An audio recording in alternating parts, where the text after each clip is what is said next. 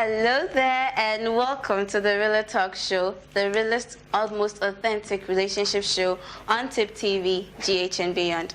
I'm Kay. Now, today we're looking at a very interesting subject, and I don't want to spoil it just yet, but I want you to be a part of the experience, so get interactive on our social media handles on Facebook, Twitter, and Instagram, and just leave your comments in the box thing.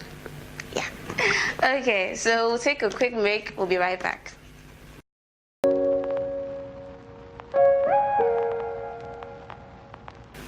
And you're welcome back. Now, today's panelists, I have very handsome gentlemen in the building, yeah?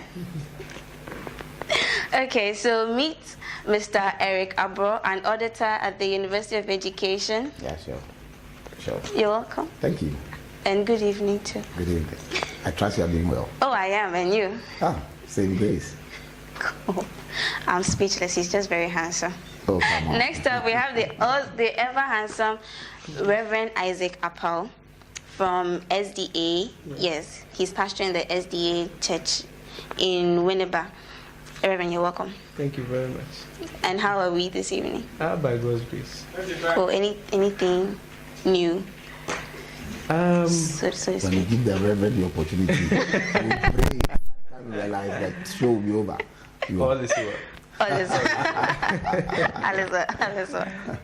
Okay, so tonight we're looking at campus relationships. Now, what exactly is a campus relationship? I think, Reverend, I'd like to start with you. When we say campus relationship, what exactly are we talking about? Well, I think the name suggests what it is. Campus relationship, basically, the relationships that we see on campus is, male-female relationships on campus. That is basically how it is. And I want to believe that it is as it is, because if it's campus relationship, that means it basically ends on campus. Oh, is that true? Yes, you term it as campus relationship, so it means right after campus is over.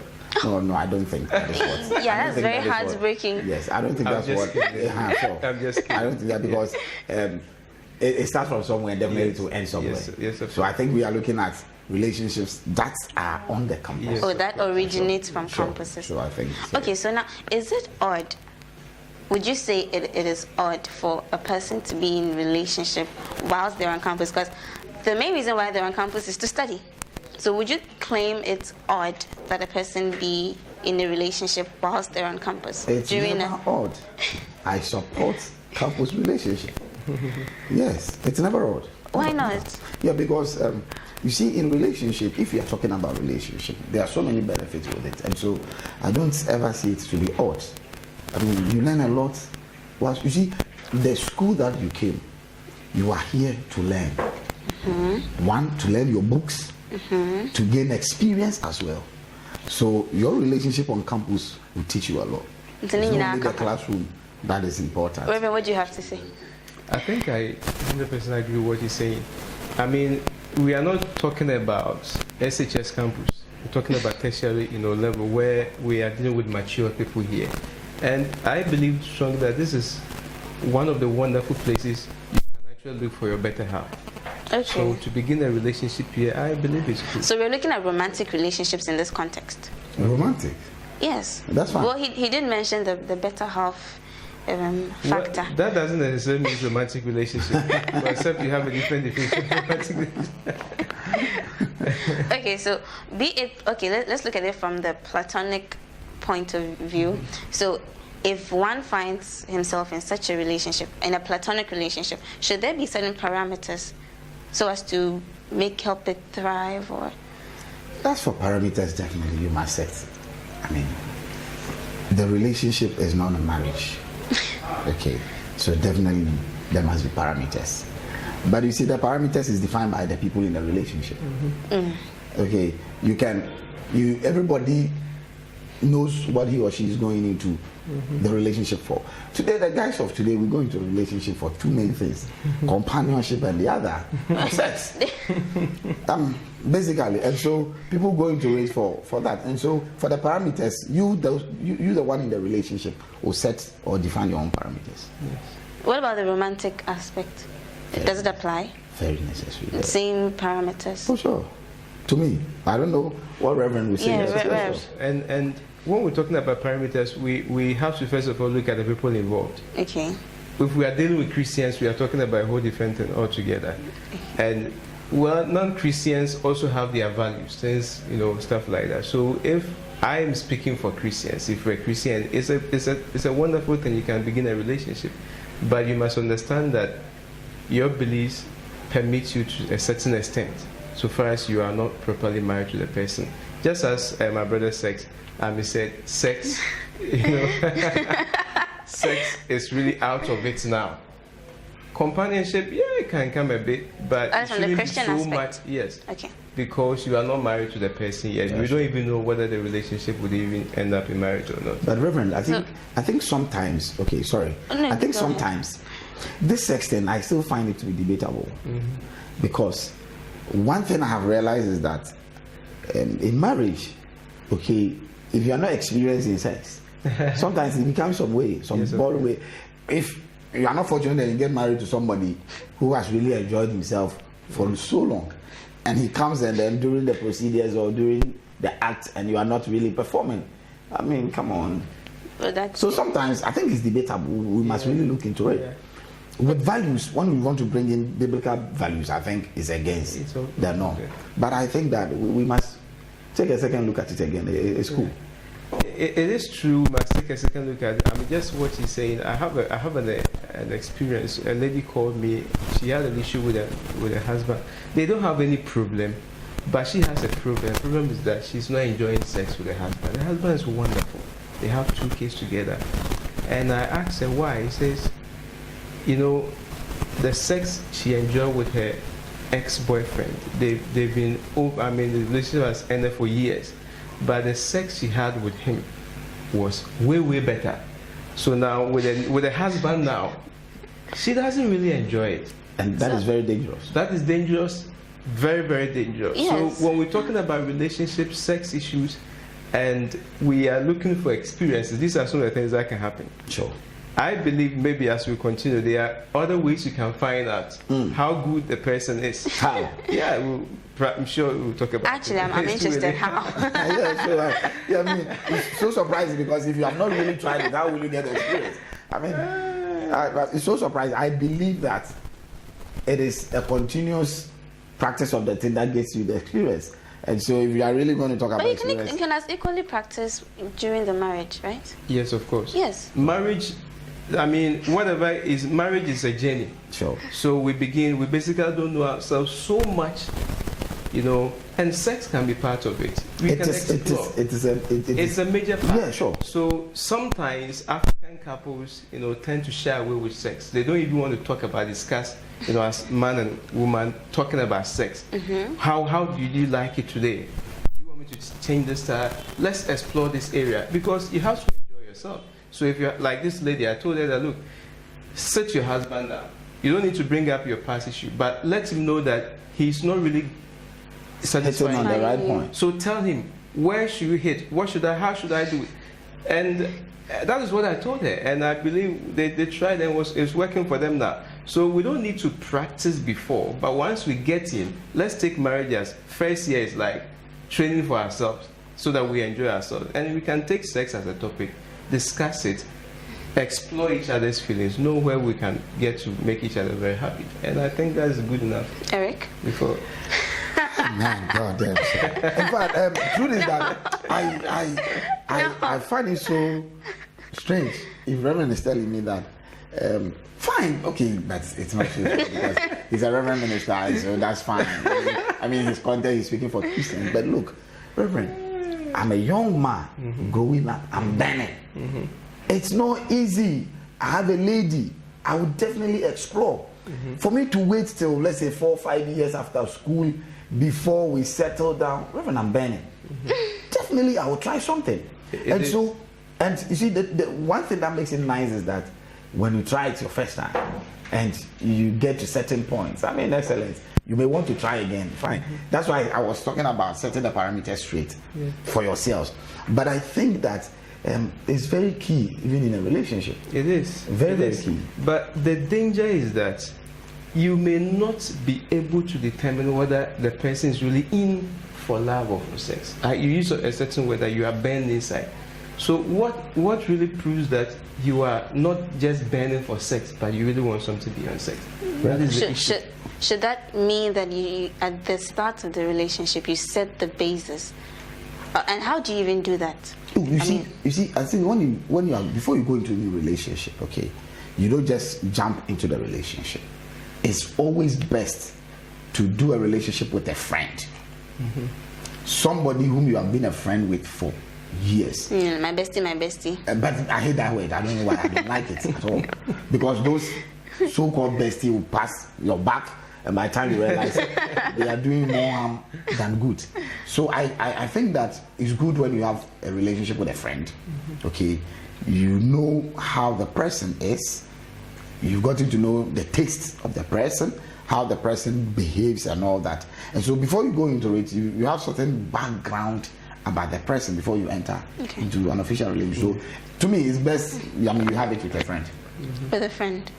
Most relationships that I know that really did not start with friendship hardly survive.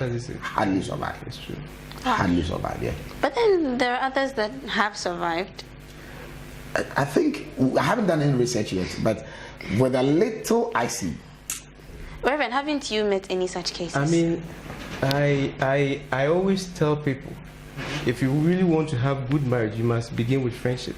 Okay. Because if you are not really friends, then there are going to be certain things that are going to bring you together. I know couples who are only brought together by their children. So when the kids are away, basically they don't even have anything to talk about. Yeah. So they just, this one I'm going to sleep, then that is, they are not friends. So you must first of all develop the friendship, and it must be very deep. And sex can actually destroy that. You see, what I know about relationships on campus and sex is that there are a lot of people who are dating on campus, and they are attached so strongly, and they think they are in love. Okay, so I mean, just as we are saying, sex can actually have a lot of serious effects. Doesn't really have any. Even effects. Before we delve into that, more thoughts on this later. But once again, you tuned into the Relatalk show, the realest relationship show right here on TIP TV, GH and beyond. Now, Reverend, you were talking about how sex can be devastating on a relationship. Now, do you think it should be a basis for one not to enter into a relationship? I mean, or what? Let me put it well. What would disqualify a person from not entering a relationship? I'm not getting it. Well, I'm trying to ask.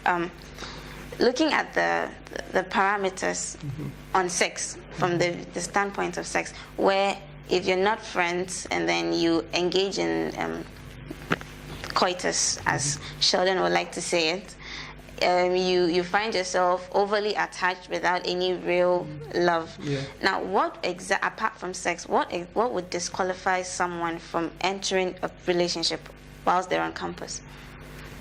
Well, I have a different opinion on relationship altogether. Even though I 100% subscribe to relationships on campus, I always believe one thing: every relationship have a purpose. There should be an important reason why I want to start a relationship, and I don't really see any other reason that is so important as to I am getting involved with this lady or this gentleman so that we get to know each other. Maybe I've seen one or two qualities that I like about him or her. We want to get to know each other. Maybe possibly after school we marry. I believe that should be the only reason why you go into a relationship.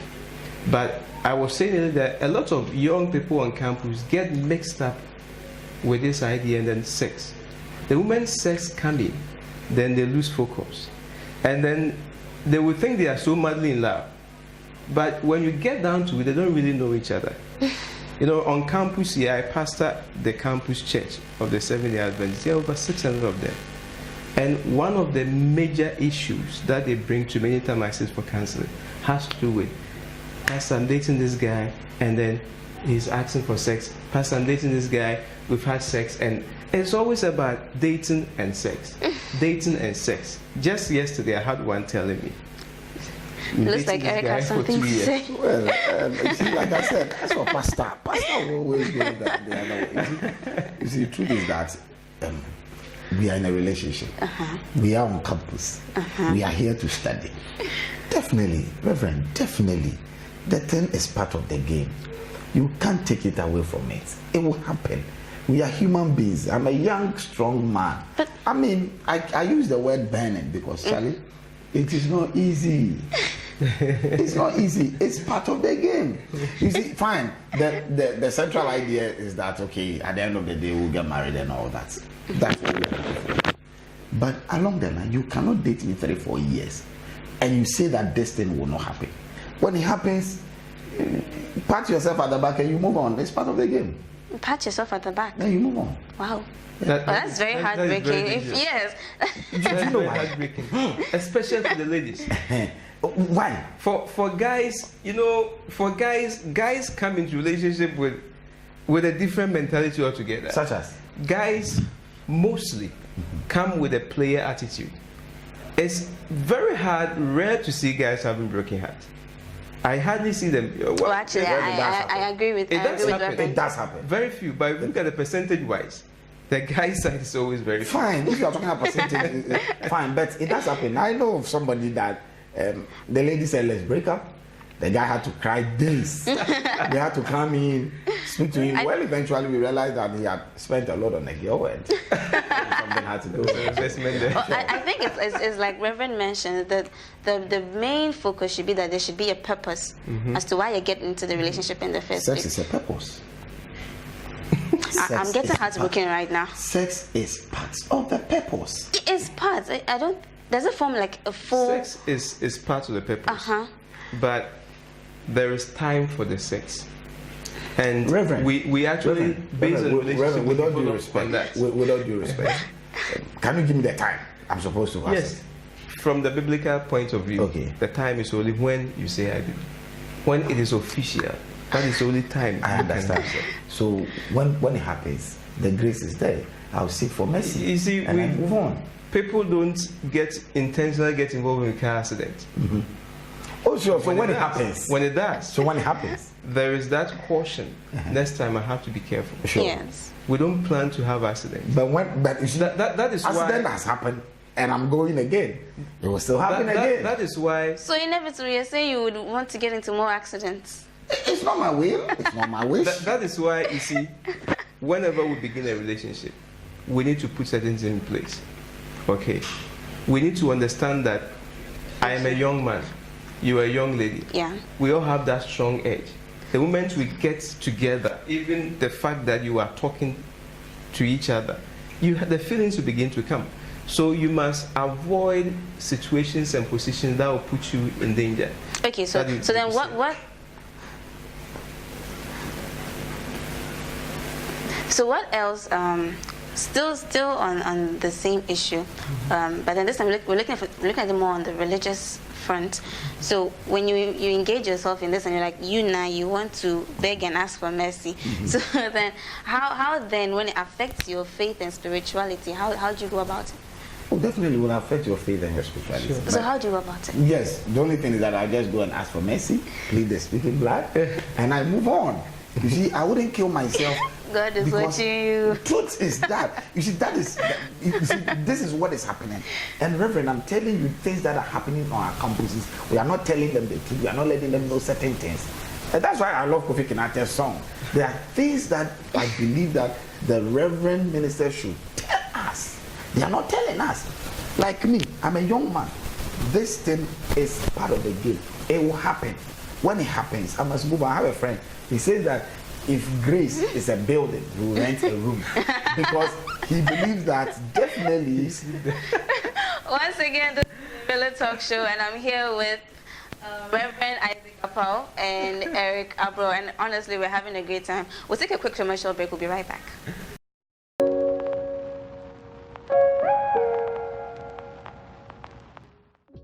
And you're welcome back. This is the Relatalk show, and I'm here with Reverend Isaac Apau and Mr. Eric Abro. So before we went for the break, we were looking at campus relationships. And now we want to take it from this perspective. How important is it to balance academic life with a love affair, so to speak? It is very important. Just how important is it? It's very important because if you're not careful, if you're not careful, you concentrate more on your relationship and then you miss your primary objective for coming to school.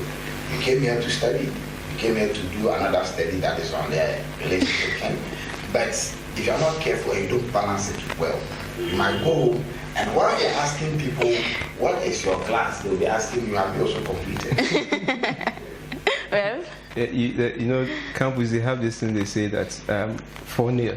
Yeah, sure. Some people say this, they scored 4-0. That is throughout the 4 years, they could not have any girlfriend or boyfriend. But it's true. You 4-0. 4-0. 4-0. 4 years. Okay, well, okay, I'm a 3-0, so like, yeah, I understand. After we started hitting 1-1. To compensate, huh? Yes. But it's very important. You see, life, here, a very important part of your life is taking place right here. And as I said earlier on, this is one of the wonderful places you can actually begin a relationship that can lead somewhere.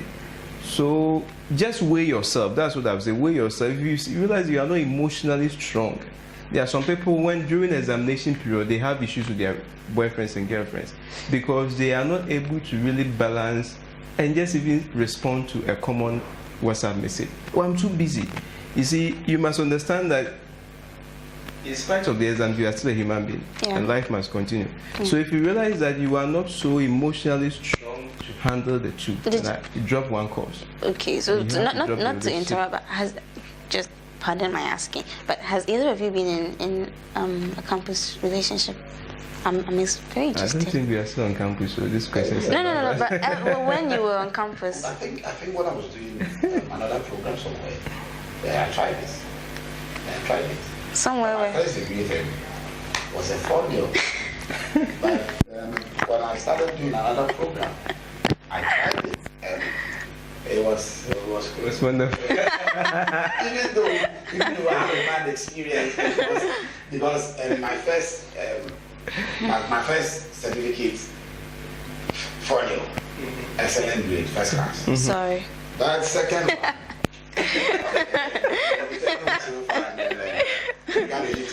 So what kind of relationship would we deem perfect? Would it be an intimate relationship or a platonic relationship? Perfect, quote unquote. I mean, for me, I'll definitely go for the intimate one. Hey. Yes, I'll go for that one. Why? Because what makes it perfect? I am a human being. I know that I will bend. Definitely, you see. So is it just the sex that makes it? Not you know. That. As for me, I have so many reasons why I don't want a relationship. Because don't look at me with that strange eyes. The truth is that I'll tell you the truth. The truth is that I'm a human being. I'm bent. I mean, at my age, if I'm in a relationship and I'm bent, afterwards, Reverend will come and we will bring all the tongues on that. We accept it. We live our life. Reverend, please don't attend to. No. Oh, yes. I mean, Reverend is a human. You see, so like I was saying, I think that the intimate one is good. As for me, it's fine because you are a human being. I'm not saying that go there with that mentality. But I mean, if it happens, it's fine. I mean, but the perfect one, let's do a survey. I can sponsor. Let's check on campus. Mm-hmm. How many relationships will do that without intimacy? So we'll talk about that one later. What was your opinion? That is a very serious thing, though, and I believe strongly. Yes, a lot of relationships on campus are not platonic type. They are seriously intimate. I had this information that some are even staying together on campus. Oh yeah. Cohabitation. They actually rent. Even I don't want to spoil somebody's business, but I think there is a hostel called Couples Hostel. Yes. And well, actually, I have heard of it, but I haven't seen it yet. Yes.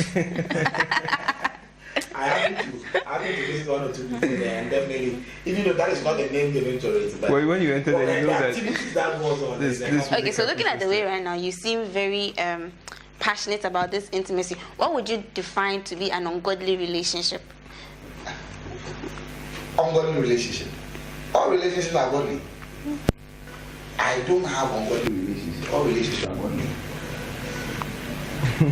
Reverend, don't decide. Yes, all relationships are perfect. There's no sin about it. But it becomes ungodly when you begin to practice what God has prohibited. I will come back and pray for forgiveness. Yes, ask for forgiveness, you come back and pray. But you see, we must not. We go to church. We go to church, all right. Okay, so That Bible together. that becomes hypocritical, and you really fall into Kofi Kinata's song. Fall apart. You know, from sex you go to church. From sex you go to church. It's like you really are. I mean, playing with God here, and I'm always on the point that when it happens like that, the question is, what are we trying to achieve? You know, as I told you, I meet with a lot of young people. A young couple that I counseled some years back, and they told me later on, when they went for their honeymoon.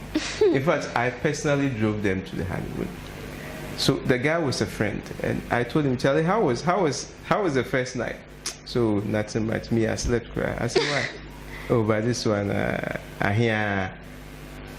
And we had a talk. He is a very good friend. He said, this we have done as well. What's so different about it? Oh, okay. And I see where it's coming from. This night is a very special night. But when you really don't see anything special about it, then there is a problem.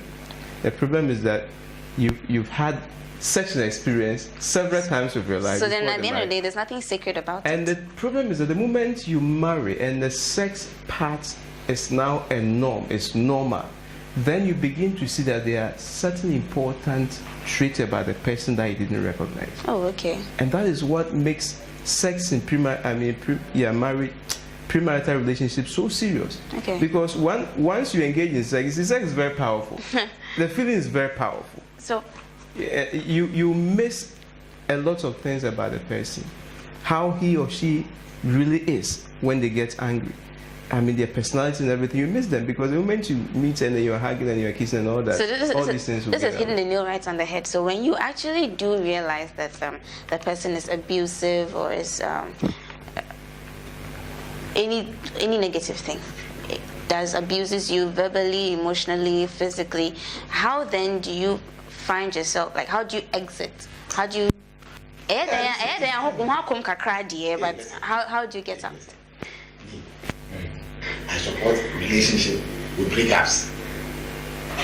If I'm in a relationship with you and you are abusing me verbally, emotionally, even financially, all the Okay. come on, walk out. Sit the person down. And then here's the case: we are in an era where you walk out and people are throwing acid on you, people are hanging themselves. Oh, I think that it's happening. I strongly believe that sit the person down. Talk to the person, Charlie, that thing is not working. I think it's better we go our ways. Don't do it in a harsh manner. Don't insult the person. Don't do something that will get on the nerves of the person. But sit the person down. Me, I'll talk to you. I'll sit you down and let you understand that the thing is not working between us. And so let's part ways together. So then how then do you sustain it when you're actually in the relationship? If I'm in a relationship and the thing is not working, we must try to work around it. Okay, if it's about verbal abuse that you normally like using, I'll talk to you about it. Actually, I don't like the way you talk to me when we are outside. Can you do something about it? If I see you are not doing it, look, walk out of the relationship. I call it exit clause. Before you enter into any relationship, you must have an exit clause. Escape plan. Sure, you must. So that if the person is misbehaving, you can easily walk out. Yes, of course. I won't kill myself. There's a song, I can't kill myself. I won't kill myself because of you. Because they are counting one night together for woman elsewhere. Yes, I agree with him 100%. You should have an exit clause. On campus here, you know, a lot of ladies are suffering relationship, and I wonder why they are still in there. Love. I mean, this is not love. This is some kind of craziness. Because the guy is abusing you. Somebody is teaching you. No, but the guy is. Because, no, it's not madness. It's love. Love shouldn't be like that. You see, somebody called me. She's been in a relationship with a guy for 2 years, and out of the 2 years, 1.5 years, the guy has been beating her. And she called me, Pastor, what should I do? And I was silent on the phone, and she said, Pastor, I said, I'm there. He said, what should I do? I said, are you asking me what should you do? Go ahead and marry him. You are qualified after sustaining beating for 1.5 years. You're qualified to be a boxer. So she laughed and said, on a more serious note, get out of this relationship ASAP. Because if now that you are not married, he's abusing you, yeah, what will happen? What can't he do when you do get married? And relationships is not married. I mean, there's nothing legal, family-wise, whatever about it. Just walk out. If you can sit with him or her, sit with him and tell them, look, I'm not happy with how things are going. Okay? I am a full human being. You're also a full human being. You can't force me to be in a relationship that I don't want. If you are not ready to do what will make me happy, I'm out.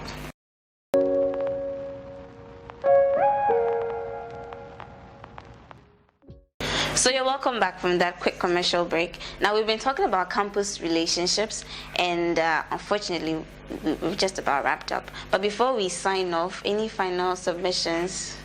I'll start with Reverend. I really like Reverend. I really like you too. It's fine. Anytime you go for the pastors, we are fine. I am mortified. We are fine.